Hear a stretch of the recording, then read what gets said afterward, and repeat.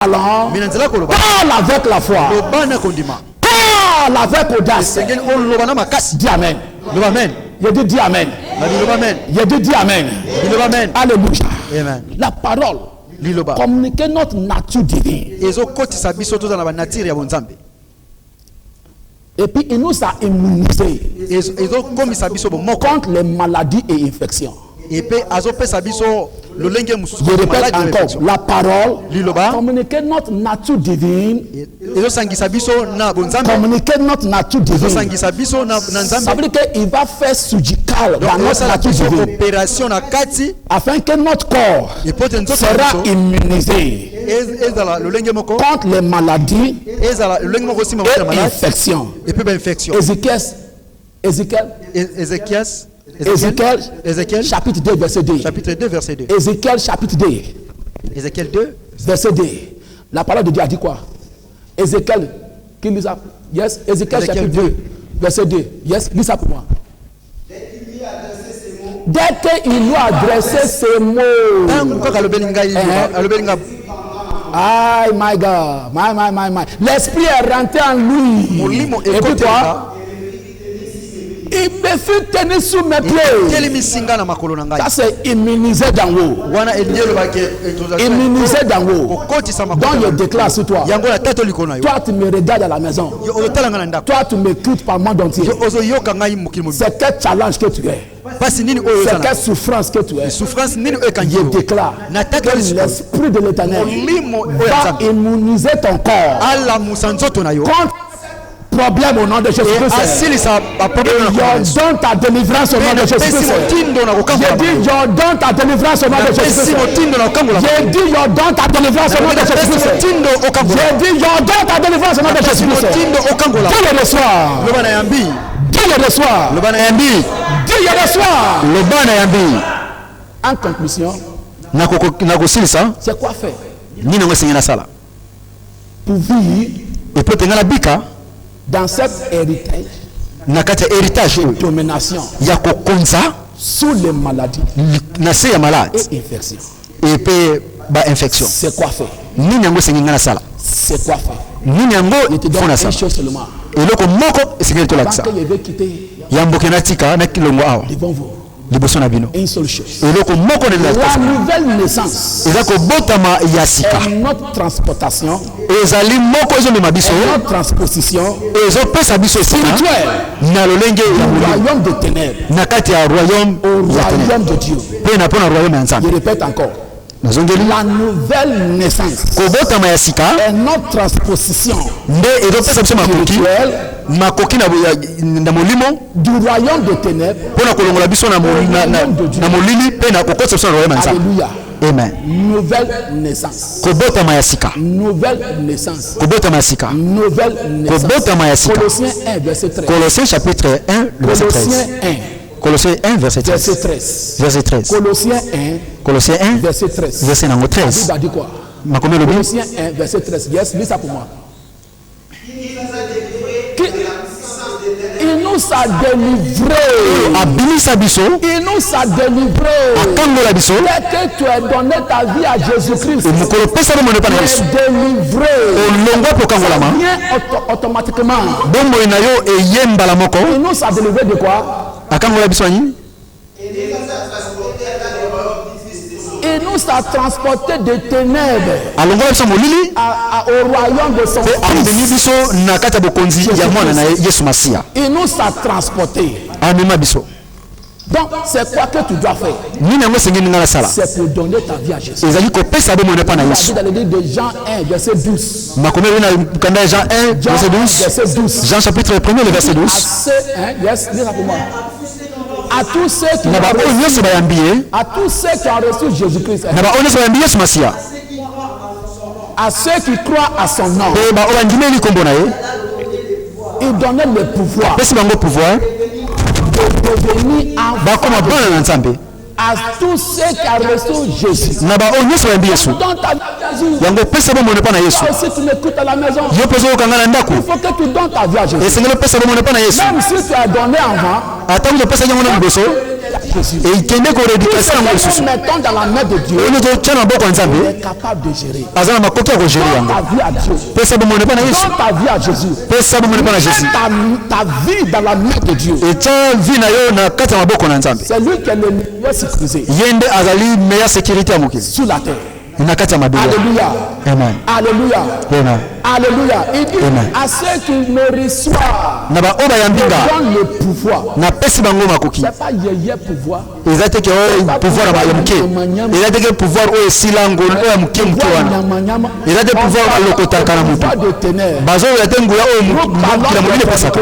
Mais nous avons autorité. Nous parlons de commander territoire. Nous parlons de manifestation. Nous avons monisama. En tant que les fils de Dieu. Lokola bana ya Nzambe. En tant que l'enfant de Dieu. Lokola mwana na Nzambe. À ceux qui m'ont reçu. Na ba oyo bayambi Yesu. C'est tellement eza kaka na mpete nyonso pesa kaka bomo le panaye dans ta vie pesa bomo le panaye tu peux dire Jésus okola Yesu viens dans ma vie yaka na bomo nanga viens dans mon corps yaka na nzoto nanga viens dans ma maison yaka na ndaku nanga viens dans mes finances yaka na bombe nanga viens dans mon foyer yaka na libota nanga mes affaires pe yaka na bafere nanga tout dans la main de Dieu tika nyonso na maboko na Yesu ce que nous mettons dans la main de Dieu onyo tu na maboko na ye il est capable de gérer azana makoki ya ko gérer est-ce qu'on peut se lever est-ce que tu peux ma bisika est-ce qu'on peut se lever est-ce qu'on peut se lever mais bien aimé pour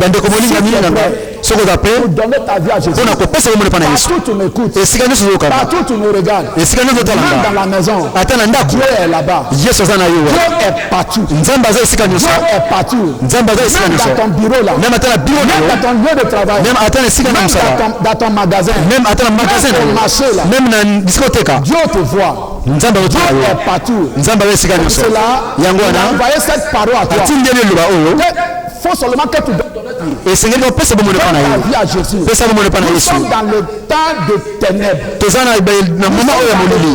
Terrible. Tozana eleko oyo ezali ya pasi. Tozana moment oyo ya kubakabwani. Dans ce temps de confinement. Atakuta ta oyo ya confinement. Il faut qu'on tourne regarde Jésus. Et sengeli total la Yesu. Psaume 34. Psaume 35 34. Verset numéro 6. Psaume 34. Psaume 34. Verset 6. Verset 6. Dès qu'on tourne regarde et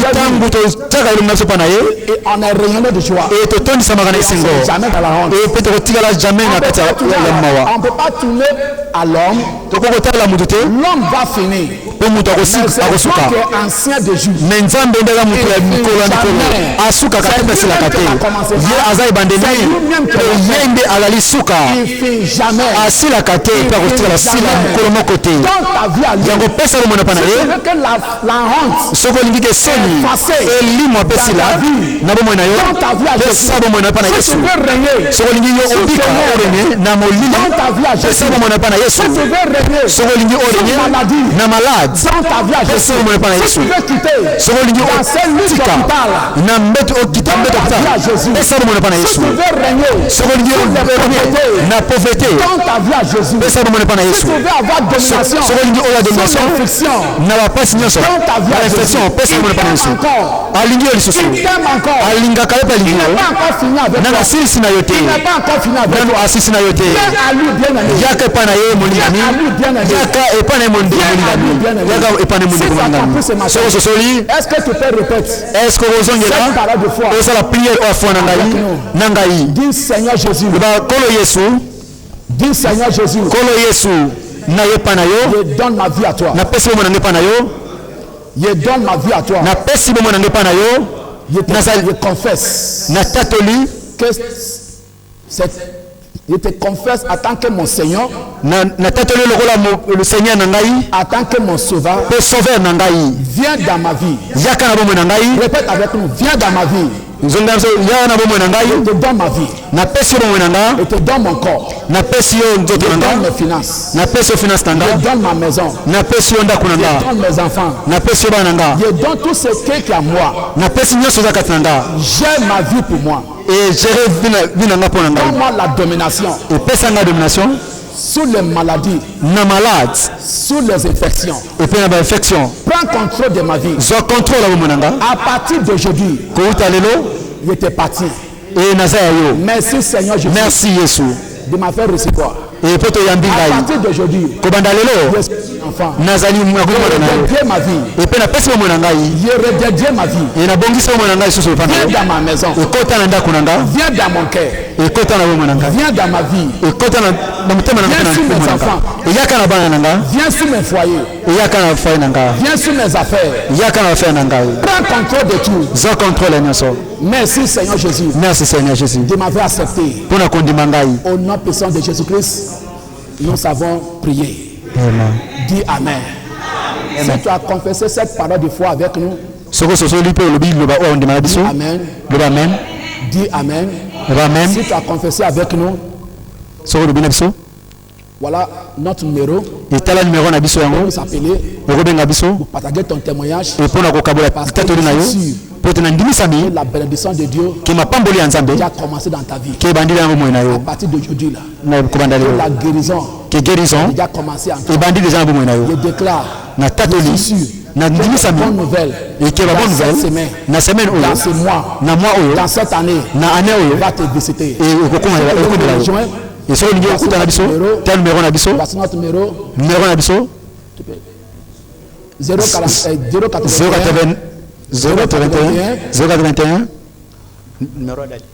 081 83 77 77 113 et 113 081 081 83 83 77 77 113. 113 J'attends votre témoignage. nazozela otali tatoli na Vous yo avez de la prière. soki oza na mposa ya mabondeli Vous appelez. ebenga biso Si vous ne to comprenez pas les choses, soki ososoli te makambo ososola te benga biso vous avez un challenge, soki mwa pasi ezali une délivrance, eza na mposa kokangolama mwa vous priere nous appeler. ebenga biso Que Dieu vous bénisse. nzambe apambola Que biso Dieu vous bénisse. nzambe apambola Que Dieu bino bénisse tous les membres de nzambe apambola mambo nyonso chapelle de vainqueur et apambola wana chapelle biso chapelle de vainqueur international kipesi na kombo na Yesu Masiya avant qu'on revienne devant Dieu encore, yambo ke toya lisusu la boye semaine prochaine, e na semaine ezoya je vous dis que Dieu vous merci bino bénisse. ke nzambe apambola bino déjà Shalom et shalom. et shalom pe On peut shalom partager la grâce. tokaboli topartage le bonheur Oui. oui le bonheur et la grâce nous accompagneront tous les jours de notre vie et nous habiterons dans la maison de l'Éternel pour toujours. Amen. Amen. Shalom, que Dieu vous bénisse. Amen. Bon dimanche à tous. Merci.